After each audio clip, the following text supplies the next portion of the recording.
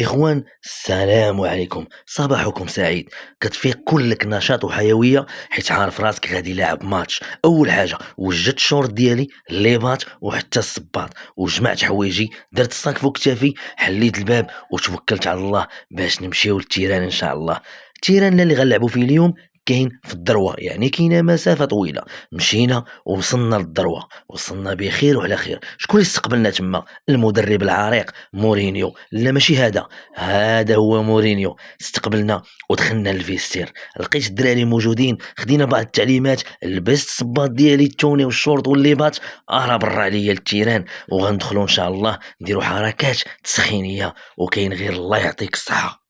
والجميل في الهواة هو انك كتكون لاعب ومعد بدني وكاتب عام وكدير كل شيء، تقدر تلعب وتريني وتدرب، يقدر المدرب في اي لحظه يدخل. هذا هو الهواة.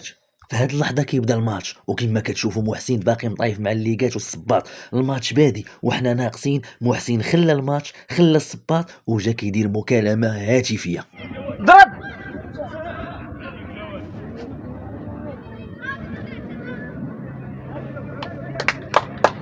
محسن راه حنا ناقصين، واش غنبقاو واقفين؟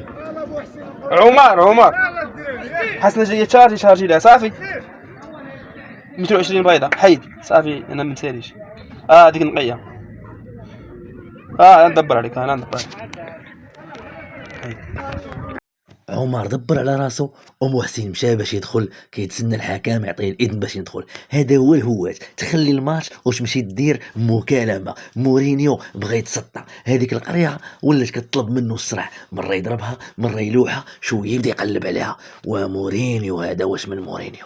في هذه اللحظة جات النوبة ديالي باش ندخل. شجاع المغرب يدخل إلى أرضية الميدان. كيف ما كتشوفوا هنايا، الحكم ما عندوش ديك اللوحة اللي غيهز، خاصك ضروري الدور. الحكم جا عندي قال لي دور. وكيفاش دور سيدي الحكم؟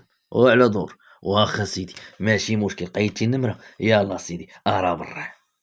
لعبنا في الطنطونة مع الوحدة ديال النهار، وكأننا لاعبين في الكوت ديفوار. سال الماتش بالتعادل. هنايا جا مورينيو الفيستير وبدا كيقول لنا الاخطاء اللي درنا واحد مورا واحد. شتوني كمزنق بحال خارج من السخون. الماتش كان واعر وما ساهلش، ولنا فخر كبير بمقابلة خطيرة مثل هذه. تحياتي لكل اللاعبين صغارا او كبار داخل وخارج رقعة الميدان.